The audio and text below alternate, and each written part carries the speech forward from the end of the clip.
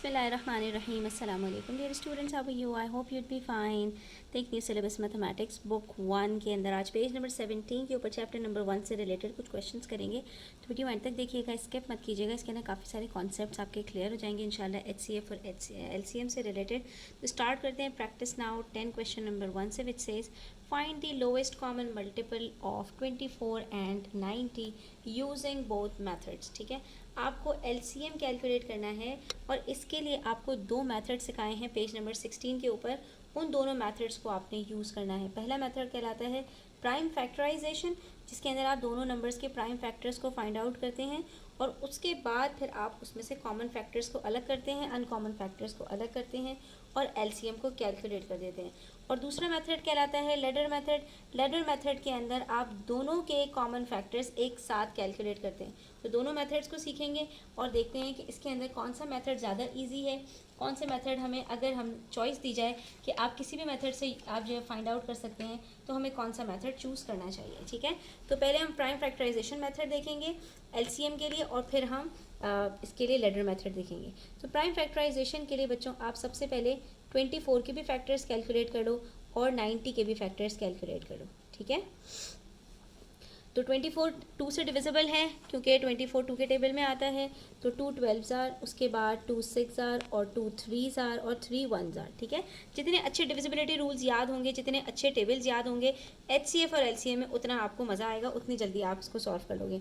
90 भी एक even number है, 2 से स्टार्ट करेंगे, 2 × 45, फिर 4 + 5 9 होता है, तो 3 से के टेबल से करेंगे, 3 15s आर, फिर 3 5s आर और 5 1s आर।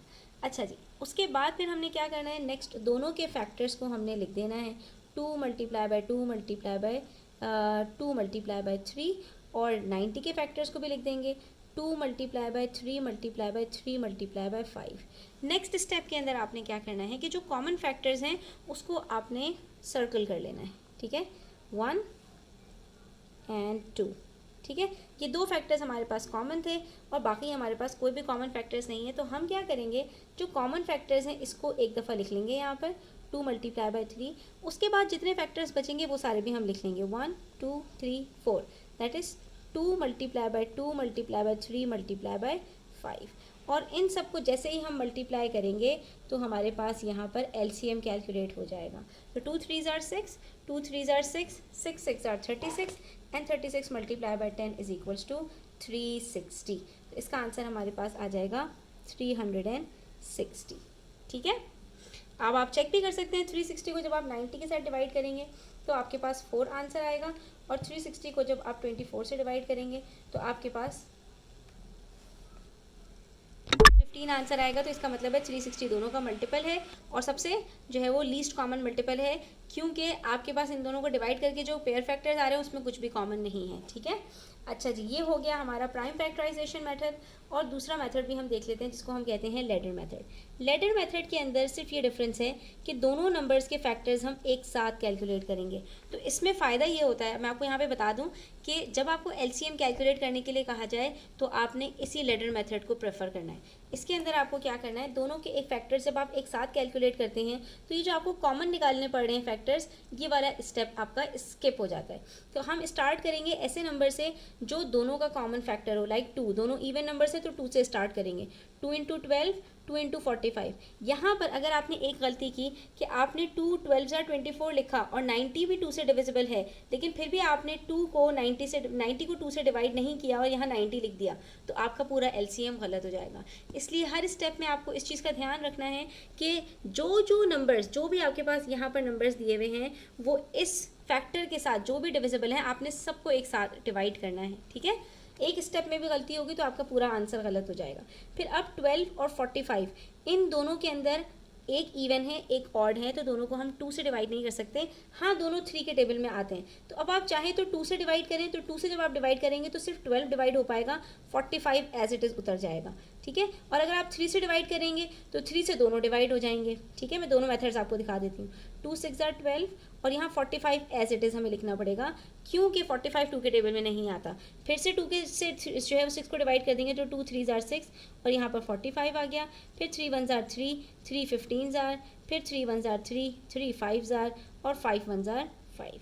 ठीक है। तो अब अगर आप गौर से देखोगे बच्चों, तो जो ये फैक्टर्स आपके पास आए हैं ये सेम वही फैक्टर्स हैं जो कि आपने यहाँ पर कैलकुलेट किए हैं। ये देख लीजिए, 2 multiply by 2 multiply by 2 multiply by 3 multiply by 3 multiply by 5। आपके पास 3 3 हैं, 3 2 हैं, 2 3 हैं और एक 5 है। तो आपका एलसीएम जो आएगा वही सेम एलसीएम आएगा जो प्राइम फैक्टराइजेशन से आया था। इससे हमें ये बात भी पता चलती है मेथड कोई सा भी यूज़ करें, मैथमेटिक्स के अंदर एक ही चीज़ को करने के कई मेथड्स होते हैं, लेकिन आंसर आपका तमाम मेथड से सेम ही आता है। ठीक है। तो यहाँ पर अगर हम पहले 3 से डिवाइड कर देते बच्चों, तो अगर कॉमन फैक्टर आप ले लोगे तो आपको इससे ये फ़ायदा होगा कि आपके स्टेप्स कम हो जाएंगे। ठीक है। यहाँ पर ये देखिए 2 से हमने डिवाइड किया दोनों को क्योंकि दोनों इवन नंबर्स हैं, लेकिन उसके बाद अगले स्टेप में अगर हम इसको 3 से डिवाइड कर दें तो 3 4 ज़ार 12 और 3 15 ज़ार, फिर हमारे पास यहाँ पर 4 और 15 बचेगा, तो हम इसको कर देंगे 2 2 ज़ार 15 एज इट इज़, 2 1 ज़ार और फिर 3 5 ज़ार और 5 1 ज़ार। तो आपके पास फैक्टर्स वही सारे आएंगे जो आपके पास फैक्टर्स किसी और मेथड से आ रहे हैं। ठीक है। अच्छा, उसके बाद हम यहाँ पर नेक्स्ट क्वेश्चन देखते हैं। नेक्स्ट क्वेश्चन में हमसे कह रहे हैं the numbers 120 and 126 written as the product of their prime factors are 120 and 126। अब दो नंबर्स हैं आपके पास, यहाँ पर 120 है और 126 है, और दोनों की प्राइम फैक्टराइजेशन आपको करके खुद ही दे दी इन्होंने। ये जो स्टेप हमने अभी प्राइम फैक्टराइजेशन का किया था वो स्किप कर दिया। तो अब अगर हमें यहाँ पर प्राइम फैक्टराइजेशन करके दी हुई है और हमें find the smallest non zero whole number, इस तरह की आपके पास टर्म्स कई दफ़ा आएंगी, तो हमेशा याद रखना smallest non zero whole number का मतलब है कि एलसीएम कैलकुलेट करना है, that is divisible by both 120 and 126। जहाँ पर ये डिविजिबल बाय और स्मॉलेस्ट के साथ नाम आ जाए तो समझ जाना कि वहाँ पर आपको एलसीएम कैलकुलेट करना है। अब इसको कैसे करेंगे, बस यहाँ पर एक चीज़ ध्यान में रखना बच्चों कि आपके पास यहाँ पर ये जो दोनों नंबर दिए हुए हैं इनकी प्राइम फैक्टराइजेशन इंडेक्स नोटेशन में दी हुई है। आपने परेशान नहीं होना, आपने इसको एक्सपेंड कर देना है। पहले स्टेप में आप क्या करेंगे, इसको खोल कर लिख दें, एक्सपेंड कर दें। 2 रेज़ टू पावर 3 का मतलब है 3 2 हैं। ठीक है। मल्टीप्लाई बाय 3 मल्टीप्लाई बाय 5, और यहाँ पर एक 2 है, 3 रेज़ टू पावर 2 का मतलब है 2 3 हैं एंड अ 7। फिर आपने क्या करना है, इनके कॉमन फैक्टर्स को आपने एक साथ सर्कल कर देना है 1 और 2, और फिर जब आप एलसीएम फाइंड आउट करेंगे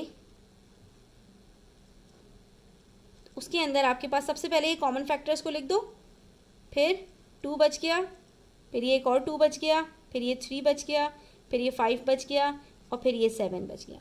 कोई सा भी फैक्टर आपने छोड़ना नहीं है। अगर एक फैक्टर भी कम या ज़्यादा कर दिया तो आपका आंसर गलत हो जाएगा, इसलिए आपने इस चीज़ का ध्यान रखना है। ठीक है। तो अब यहाँ पर हम सारे फैक्टर्स को मल्टीप्लाई कर लेते हैं। 2 3 ज़ार 6, 6 multiply by 2 multiply by 2 is equals to 24, 24 multiply by 3 multiply by 5 is equals to 360, and 360 multiply by 7 is equals to 2520। इसका हमारे पास जो आंसर आ रहा है एलसीएम आ रहा है दैट इज़ 2520। उसके बाद देखिए प्रैक्टिस नाउ 11।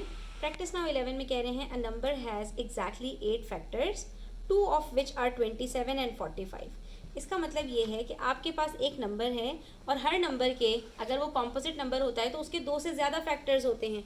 ठीक है। तो अब यहाँ पर आपसे कह रहे हैं कि एक नंबर है और उसके 8 फैक्टर्स हैं। ठीक है। वो नंबर हमें नहीं पता ना, उसके सारे फैक्टर्स पता हैं, सिर्फ उसके 2 फैक्टर्स आपको बता दिए।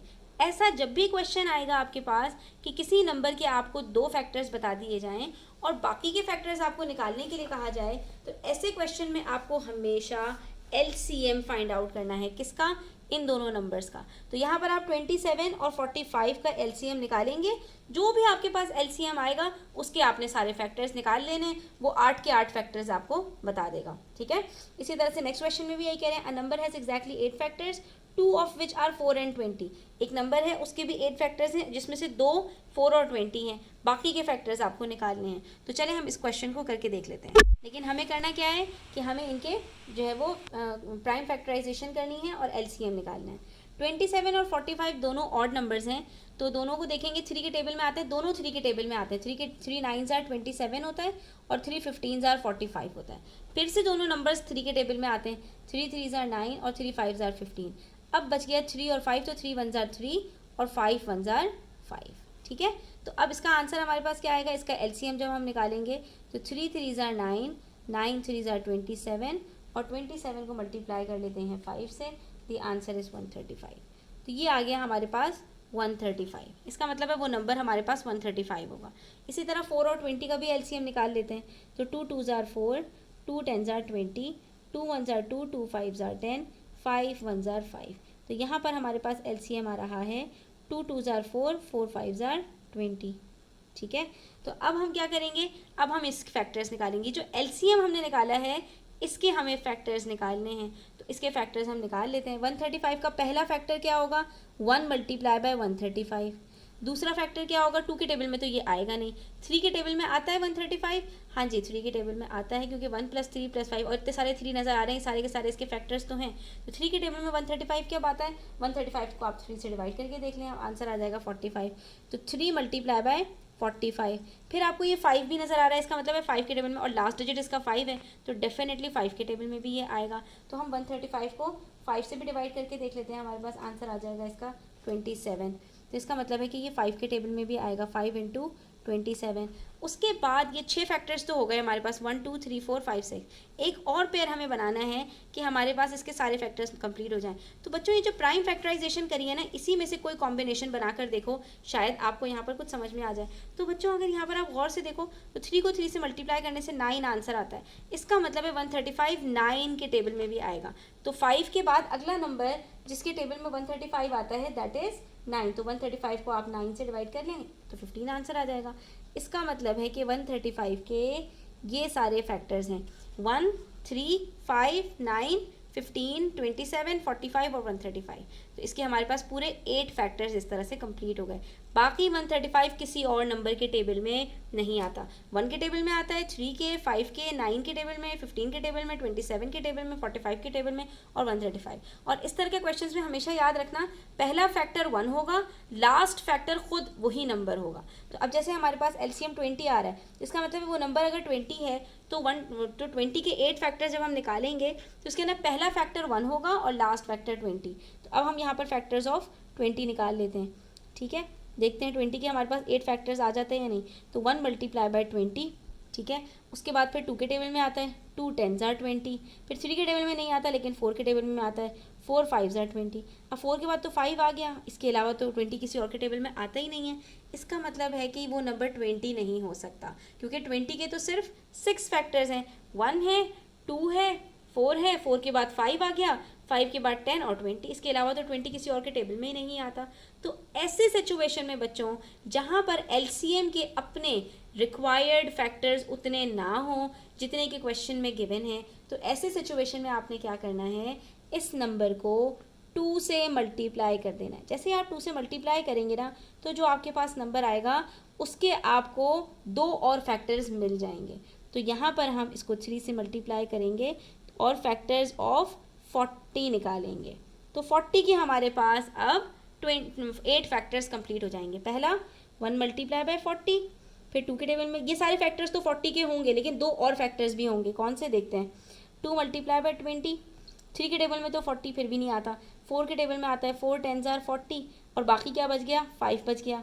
तो 5 मल्टीप्लाई बाय 8, 5 8 ज़ार 40। इसके अंदर हमें कौन सा एक्स्ट्रा फैक्टर मिल गया, एक 40 और एक 8। इससे 40 के टोटल 8 फैक्टर्स कंप्लीट हो गए। इन सारे 8 फैक्टर्स के टेबल में 40 आता है और इसके अलावा 40 के कोई और फैक्टर्स नहीं हैं, जिससे हमें ये पता चल गया कि वो नंबर हमारे पास 40 होगा जिसके 8 फैक्टर्स 1 2 4 5 8 10 20 और 40 होंगे। ठीक है, उसके बाद नेक्स्ट क्वेश्चन हमारे पास प्रैक्टिस नाउ 12 का है। उसके अंदर आपको एलसीएम दिया हुआ है 2 नंबर्स का। ठीक है, और वो 2 नंबर्स आपको नहीं पता, उनमें से एक नंबर आपको पता है, दूसरा नंबर आपको नहीं पता। तो अब आपको क्या करना है, रिवर्स वर्किंग करनी है, यानी उल्टी वर्किंग्स करनी है आपको। और आपको अब वो नंबर पता लगाना है कि जिन 2 नंबर्स का एलसीएम आपको गिवन है और उन 2 नंबर्स में से एक नंबर आपको बताया हुआ है। ठीक है, इसके लिए आप यहाँ पर वर्क एग्जाम्पल देखो। पहले वर्क एग्जाम्पल के अंदर भी सेम इसी तरह का क्वेश्चन है, फिर हम प्रैक्टिस नाउ 12 देखेंगे। यहाँ पर आपसे कह रहे हैं find the smallest value of n, एक नंबर बताओ such that the LCM of n, कि वो नंबर जो n नंबर है वो और 6 इन दोनों का एलसीएम 24 आ जाए। ठीक है, तो अब यहाँ पर हमारे पास 2 नंबर्स हैं, एक n है और एक 6 है, लेकिन हमारे पास यहाँ पर n के हमें फैक्टर्स नहीं पता और 6 के हमें फैक्टर्स पता हैं। 6 के फैक्टर्स अगर हम निकालते हैं तो वो क्या आएंगे हमारे पास 2 और 3। तो हम क्या करेंगे यहाँ पर बच्चों, जब भी आपको दो नंबर्स का एलसीएम पता हो और कोई एक नंबर पता हो तो आपने दोनों की प्राइम फैक्टराइजेशन करके दोनों के फैक्टर्स निकाल लेने हैं। ठीक है, जब आपको दोनों के फैक्टर्स पता चल जाएंगे तो आपने क्या करना है कि आपने उनको कंपेयर करना है। तो अब यहाँ पर हमारे पास एलसीएम के फैक्टर्स में एक 2 और एक 3 है। तो हमने क्या किया, हमने ये 2 और 3 6 को असाइन कर दिया क्योंकि 2 के फैक्टर्स में भी 2 और 3 है। बाकी 24 के फैक्टर्स में हमारे पास क्या बच रहा है, 2 और 2। ठीक है, इसका मतलब है कि एलसीएम हमें क्या बताता है, एलसीएम हमें ये बताता है कि जो दो नंबर्स हैं कुछ फैक्टर्स पहले नंबर के हैं, कुछ फैक्टर्स दूसरे नंबर के हैं और कुछ फैक्टर्स दोनों में कॉमन है। तो इसका मतलब ये हुआ कि 2 और 3 लाजमी 6 के फैक्टर्स हैं और बाकी जो 2 और 2 हैं ये लाजमी दूसरे ही नंबर के फैक्टर्स होंगे क्योंकि 6 के फैक्टर्स में तो ये नहीं है 2 और 2। तो इसका मतलब ये हुआ कि बाकी के जो दो 2 हैं ये n के अंदर आ जाएंगे। लेकिन प्रॉब्लम ये आएगी कि जब आप n को ये बाकी के दो फैक्टर्स दोगे तो आपके पास 6 के अंदर भी तो एक 2 मौजूद है। इसकी वजह से यहाँ पर क्या मसला होगा कि आपके पास यहाँ पर ये 2 और ये 2 कॉमन फैक्टर बन जाएंगे और उसके बाद जब आप इन दोनों नंबर्स का एलसीएम निकालोगे तो उसके अंदर आपके पास 3 2 के बजाय 2 2 आ जाएंगे। क्या मतलब इस बात का, यहाँ पर मैं आपको एक्सप्लेन कर देती हूँ। यहाँ पर हमसे कह रहे हैं कि हमारे पास अगर एक नंबर n है, ठीक है, और मैं कहूँ कि बाकी के जो दो फैक्टर्स हैं 2 मल्टीप्लाई बाय 2 ये पहले नंबर के फैक्टर्स होंगे और 6 के फैक्टर्स हमारे पास 2 मल्टीप्लाई बाय 3 हैं। ठीक है, तो हमसे कह रहे हैं कि इन दोनों का एलसीएम हमारे पास 24 आना चाहिए, लेकिन इन दोनों का एलसीएम हमारे पास 24 नहीं आ रहा। क्यों? क्योंकि जैसे ही हम यहाँ पर 2 और 2 देखेंगे इन दोनों को कॉमन करके एक दफ़ा लिखेंगे, बाकी के जो दो फैक्टर्स बचेंगे इसको हम यहाँ लिख देंगे। तो इन तीनों को मल्टीप्लाई करने से हमारे पास आंसर 12 आता है, 24 तो आता नहीं है। तो इसका मतलब क्या हुआ कि हमारे पास जो बाकी के फैक्टर्स बचेंगे एलसीएम में से, जो हम नंबर n को असाइन करने वाले होंगे, उसमें से हमने ये देखना है कि कोई ऐसा फैक्टर ना हो जो कि दूसरे नंबर में भी मौजूद हो। अगर कोई ऐसा फैक्टर होगा तो फिर हम वो सेम फैक्टर n को 2 दफ़ा देंगे। यहाँ पर हमें एक 2 और लिखना पड़ेगा। जैसे ही हम एक 2 और लिखेंगे तो यहाँ पर भी हमारे पास खुद ब खुद एक और 2 आ जाएगा और ये नंबर खुद ब खुद 12 से 24 बन जाएगा। ठीक है, अब जब आप इस तरह के क्वेश्चंस की प्रैक्टिस करेंगे तभी आपको ये सारी चीज़ें अच्छे से समझ में आएंगी। तो इस सिचुएशन में हमने क्या करना है कि जब भी हमारे पास कॉमन फैक्टर्स का मसला आएगा तो वो फैक्टर हमें फिर 2 दफ़ा लेना पड़ेगा। अब यहाँ पर जो क्वेश्चन है इस क्वेश्चन को सॉल्व करते हैं तो हमें ये चीज़ और ज़्यादा क्लियर हो जाएगी। यहाँ पर हमसे कह रहे हैं find the smallest value of n such that the LCM of n and 15 is 45। अब हमारे पास जो दो नंबर्स हैं उसमें से एक नंबर n है और दूसरा नंबर 15 है। ठीक है, और इन दोनों का एलसीएम हमें क्या दिया हुआ है 45। तो हम क्या करेंगे, इनके प्राइम फैक्टराइजेशन के थ्रू फैक्टर्स निकालेंगे। 15 के फैक्टर्स तो सीधे सीधे 3 मल्टीप्लाई बाय 5, 3 5 15 होता है। 45 के फैक्टर्स क्या होंगे, 3 मल्टीप्लाई बाय 5 15 और 15 3 45 होता है। तो ये हमने यहाँ पर लिख दिया। ठीक है, अब आप गौर से देखिए, अब हम क्या करेंगे 15 और 45 के फैक्टर्स को कंपेयर करेंगे। तो ये रहा 3, ये रहा 5, लेकिन अब जो ये फैक्टर बच रहा है कि जैसे ही हम बाकी के नंबर को देंगे तो यहाँ पर ये 3 है, ये भी तो 3 यहाँ पर कॉमन है, दूसरे नंबर के अंदर भी एक 3 मौजूद है। इसकी वजह से हमें यहाँ पर इसको एक और 3 देना पड़ेगा ताकि ये 3 और ये 3 आपस में कॉमन हो जाएं। ठीक है, तो अब हमारे पास इस नंबर के अंदर कितने फैक्टर्स आ गए, 2 फैक्टर्स आ गए। तो ये नंबर हमारे पास क्या कहलाएगा, n इज़ इक्वल्स टू 9। अगर आपने n इज़ इक्वल्स टू 3 लिखा तो आपका आंसर गलत हो जाएगा। कैसे, यहाँ पर देख लीजिए कि यहाँ पर अगर हम लिखते हैं कि एक नंबर 3 है और दूसरा नंबर 15 है, इन दोनों का एलसीएम 45 आना चाहिए क्योंकि इन्होंने कहा है इन दोनों नंबर्स का एलसीएम 45 है, लेकिन 3 और 15 का एलसीएम तो 15 आता है। 3 1 3 और 3 5 15, इनको कॉमन लिया और जब एलसीएम निकाला तो 3 मल्टीप्लाई बाय 5 15 आ गया आंसर। ठीक है। हाँ, अगर हम 9 और 15 का जो है एलसीएम निकालेंगे तो 9 के फैक्टर्स होते हैं 3 मल्टीप्लाई बाय 3 और 15 के होते हैं 3 मल्टीप्लाई बाय 5। इसमें ये एक 3 कॉमन हो गया, तो इसका जब एलसीएम निकालेंगे तो ये 3 यहाँ आएगा, फिर एक 3 और है, फिर एक 5 और है। 3 3 ज़ार 9, 9 5 ज़ार 45। इन दोनों नंबर्स का एलसीएम हमारे पास 45 आ रहा है। तो इसका मतलब है कि अगर दो नंबर्स का एलसीएम 45 है, जिसमें से एक नंबर 15 है, तो दूसरा नंबर डेफिनेटली क्या होगा, 9 होगा। ये हमारे पास 3 नहीं हो सकता। ठीक है। इसी तरह के क्वेश्चंस आपके पास एक्सरसाइज के अंदर भी दिए हुए हैं जो आज हमने प्रैक्टिस क्वेश्चंस किए हैं। तो इस तरह का question number 4, question number 5, question number 6, question number 7 exercise 1C के अंदर हैं। ठीक है। तो आप उन क्वेश्चंस की भी प्रैक्टिस करना, उसकी वीडियोस भी अपलोड हो चुकी हैं, वो वीडियोस भी आप देखें ताकि आपकी और ज़्यादा इंशाल्लाह प्रैक्टिस हो सके। तो अपना ख्याल रखें, चैनल पर नए हैं तो सब्सक्राइब करते जाएं, वीडियो अच्छी लगी हो तो लाइक करें, अपने फ्रेंड्स के साथ ज़रूर शेयर करें। टेक केयर, अल्लाह हाफिज़।